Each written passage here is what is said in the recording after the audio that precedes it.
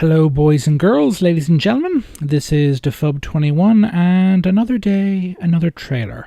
This is a new trailer for Deus Ex, Mankind Divided.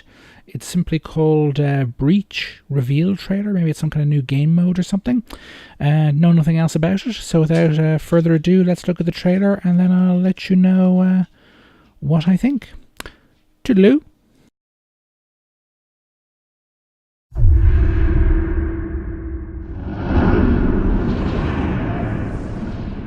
At the Palisade Bank Corporation, we know what top secret means. Your company's files contain valuable proprietary information worth far more than gold.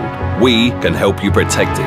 Our state-of-the-art Blade server farms offer unparalleled security in a world that's teeming with uncertainty. Safeguarded by the most advanced physical and digital security systems in the world, the data you store at the Palisade Corporation will remain hands out of reach of those who seek to slander your corporate interests. For years they thought their secrets were safe.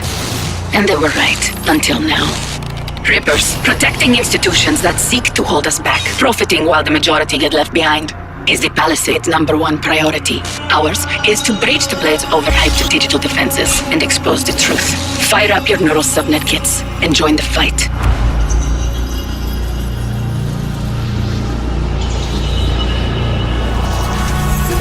When you're in the breach, the virtual reality environment will be your playground, and your digital avatar, your tool of extraction. Your primary targets are data towers, but as you progress through the system, server nodes will bring about new objectives to master. Data extraction, enemy elimination, fragment collection. These will allow you to delve deeper into the network. Extract the data, escape the server, expose the truth. As you progress, don't be surprised if mysteries cross your path. The world is a dark place, and people often turn to Rippers to dig for answers. These people had a daughter who died under mysterious circumstances. They believe a pharmaceutical corporation is involved, and information you unlock on Versalife servers could contain the truth they need. All you have to do is locate the data and exit the server without being destroyed. No problem, right? Not necessarily. The AI core that operates the Palisade servers has security in place. Sentries, drones, turrets, and powerful prime defense units, all programmed to keep that precious data locked away. They'll quickly turn hostile against any intruder they find. But when it comes to virtual warfare, being on the cutting edge is just one way we Rippers stay ahead. Load your avatars with an arsenal of weapons to combat the virtual defenses. Use the credits you earn from successful raids to unlock new models. If a particular loadout wears out its welcome, dismantle the unwanted weapons into parts and use them to upgrade your favorites. Extracting data won't be easy, but as you gain experience, you'll earn praxis points, which can be used to unlock new abilities or improve skills you already have. Your NSN avatar can be equipped with a variety of virtual augmentations that can aid you in accomplishing your goals. But it has limited memory space, so finding the right balance of skills is crucial to leaving the breach with your avatar intact. Not really interested in taking down corrupt mega corporations from within? Fine.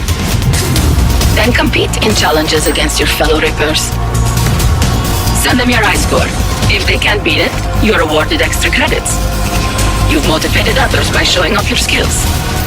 But if it turns out you're a cocky failure, you get nothing in return. Of course, if you're really feeling full of yourself, you can also infect the server with modifiers. They'll increase the difficulty of the challenge, offering a more substantial reward, or give you temporary advantages by changing the rules if you're in a tricky spot. The world is full of conspiracies, Reapers, and the Blades hold the deepest secrets. No matter your motivation, your contribution will further our cause. Join the fight. Extract the data. Expose the truth. Buona fortuna, Reapers.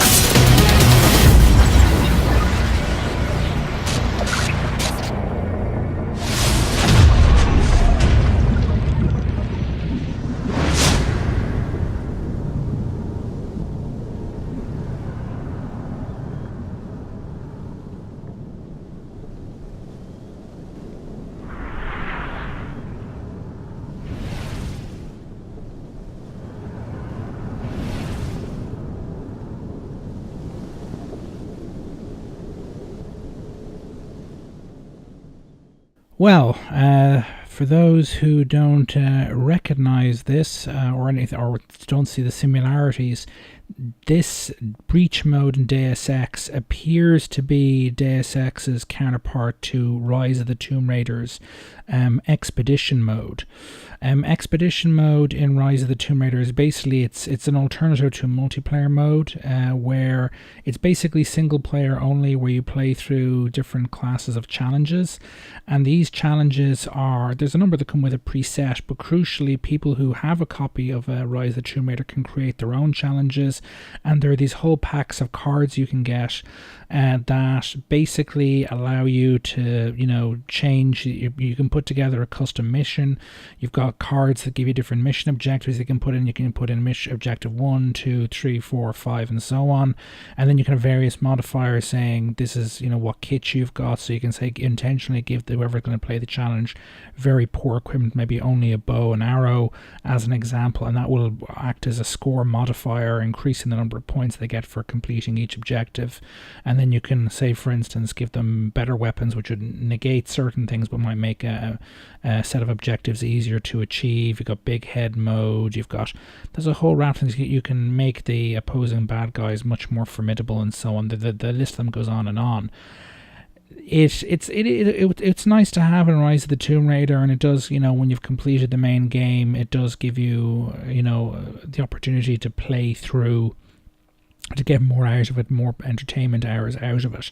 And because these expeditions are effectively created by other players, there's a huge degree of variability and so on.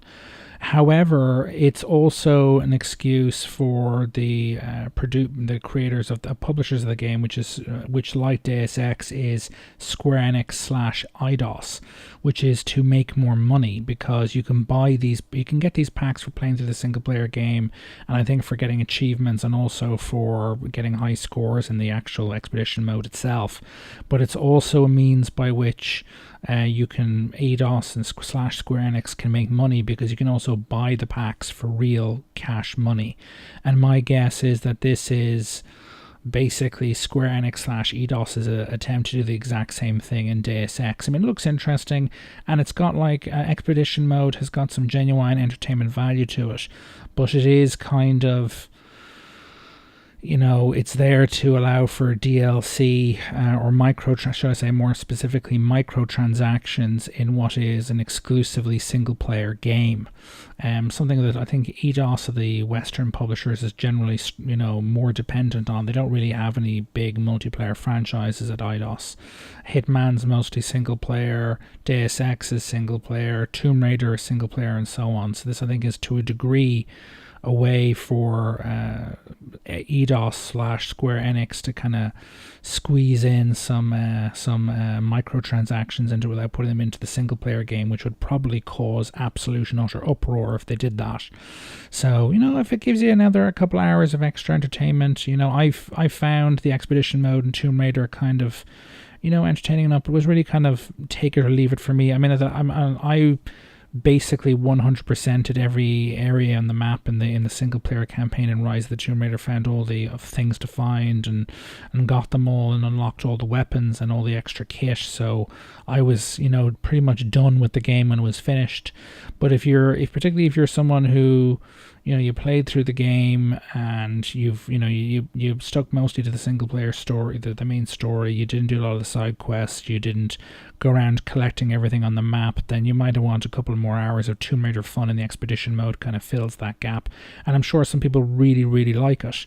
But it is, primarily, this breach mode and expedition mode in Rise of the Tomb Raider, they are primarily intended as a means by which Square Enix and Eidos can sell you microtransaction content in a single player game without compromising the actual single player campaign at all, which again, credit where the credit is due for them doing that and not trying to stick stuff into the main campaign that would compromise its entertainment value. You want access to this, you got to pay money for it, and that kind of thing. That would cause absolute uproar, and rightly so. So that's pretty much my thought on this. Let me know what you think in the comments about this game. Let me know what you think in the comments about microtransactions in general, and if you like this video, please like it, and if you haven't already subscribed to my channel, please do so. This is Defub21's, well, signing off.